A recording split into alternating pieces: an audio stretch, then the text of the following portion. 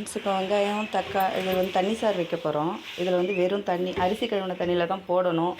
நான் வந்து அரிசி கழுவின தண்ணி எடுத்து வைக்க மறந்துட்டதுனால வெறும் தண்ணி தான். வெறும் தண்ணியில் வெங்காயம், தக்காளி, பச்சை மிளகாய், சீரகம், வெந்தயம், மஞ்சத்தூள், சும்மா வெறும் எண்ணெயெல்லாம் போடக்கூடாது, அப்படியே போட்டுட்டோம்.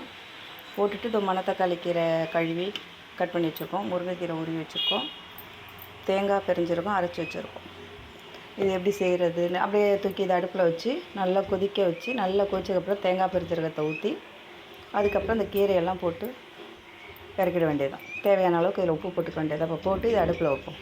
சரி, வச்சுட்டு பார்ப்போம். இப்போ வந்து நம்ம தேங்காய் பெருஞ்சீரகம் அரைச்சி வச்சுருந்ததை ஊற்றிட்டோம். அதில் அடுத்தது தேவையான அளவுக்கு இப்போ உப்பு போட்டுக்கணும். தக்காளி வெங்காயம்லாம் கொஞ்சம் நல்லா வேகட்டும்னு விட்டுருந்தேன். இப்போ இதுக்கு தேவையான அளவுக்கு உப்பு. தண்ணி சாரில் வந்து கொஞ்சம் கம்மியாக போட்டுக்கோங்க, தேவைப்பட்டால் அப்புறம் போட்டுக்கலாம்.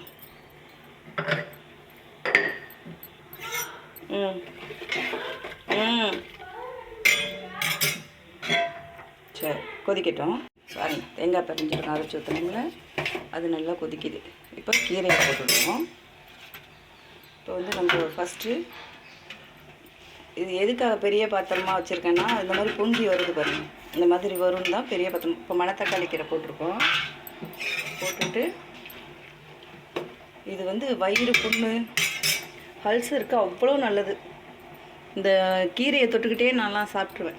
முருங்கைக்கீரையும் இந்த மணத்தக்காளி கீரையும் சிறு கசப்பாக இருக்கும் லைட்டாக மணத்தக்காளி கீரை. ஆனால் முருங்கைக்கீரை போட்டோம்னா தெரியாது, இதெல்லாம் போட்டோம்னா தெரியாது. அவ்வளோ நல்லாயிருக்கும் மணத்தக்காளி கீரை தண்ணி சாறுனா.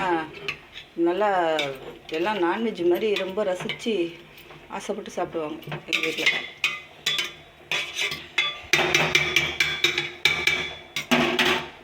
இது ஒரு ஆவி காட்டு. இது என்ன இங்கே நியூஸ் பேப்பர் வச்சுருக்கேன்னு பார்க்குறீங்களா? இது வந்து நம்ம என்னென்னா சமைக்கும்போது எண்ணெய் தெரிச்சு மேலெல்லாம் ஒரு மாதிரி எண்ணெய் கரையாகிடும்ல.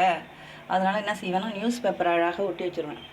அது கரையாக போனதும் அதை பிச்சு போட்டுட்டு வேறு நியூஸ் பேப்பர் மறுபடியும் ஒட்டுவேன். அது வந்து நமக்கு அந்த எண்ணெய் கரை இல்லாமல் போயிடும். ரொம்ப தேய்க்கிற வேலைலாம் இருக்காது. அதை அப்படியே பிச்சு போட்டுட்டு வேறு நியூஸ் பேப்பர் ஒட்டிக்க வேண்டியது தான். எப்பயுமே அது மாதிரி தான் பண்ணுவேன் நான். மணக்க தண்ணி சாறு ரெடி ஆகிடுச்சு. சூப்பராக இருக்கும். ஆட்டுக்கால் பாயா இதெல்லாம் சாப்பிட்றவங்கலாம் இருக்காங்க பாருங்கள். அதெல்லாம் விட இதை சாப்பிட்டா அவ்வளோ ஹெல்த்து.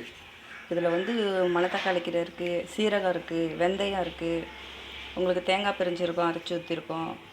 எது முதல் பாயிண்ட்டு, இதில் எண்ணெயே கிடையாது, நேச்சுரலாக இருக்கும்.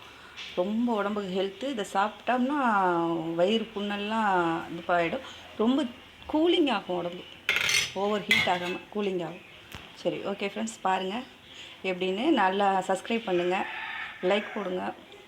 உங்களுக்கு பிடிச்சிருந்தா எனக்கு கமெண்ட்ஸ் பண்ணுங்கள்.